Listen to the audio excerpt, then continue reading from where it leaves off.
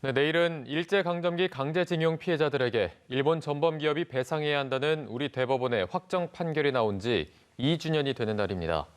하지만 일본 정부와 기업이 판결 이행을 거부하자 피해자들은 일본 기업의 국내 자산 현금화에 나섰는데요. 진행 과정을 정지훈 기자가 짚어봤습니다.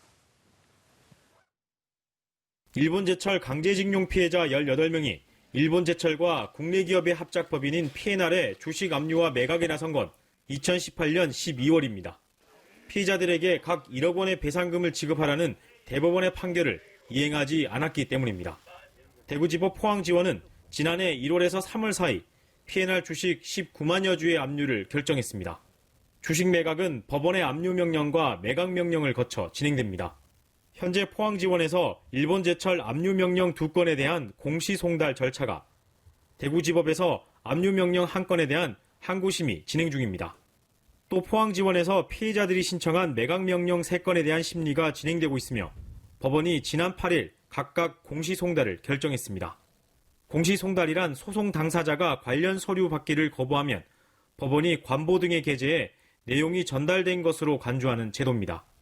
압류명령 2건과 매각명령 3건에 대한 효력은 오는 12월 9일부터 발생하며 이때부터 법원이 매각명령을 내릴 수 있게 됩니다.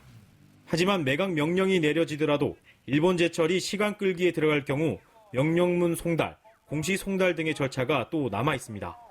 이후에도 일본 제철의 항고, 재항고 등으로 앞으로 수년의 시간이 더 걸릴 수도 있습니다.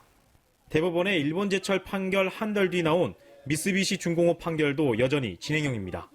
대전지법 역시 근로정신대 피해자 4명이 신청한 미쓰비시의 국내 자산 매각 명령에 따른 신문서 전달을 공시송달로 진행 중입니다. 효력은 일본 제철보다 한 달여 빠른 다음 달 10일부터 발생합니다. 앞서 강제동원 피해자 4명은 손해배상이 이루어지지 않자 미쓰비시가 국내에 출원한 상표권 등 8건에 대한 압류, 매각을 신청했습니다.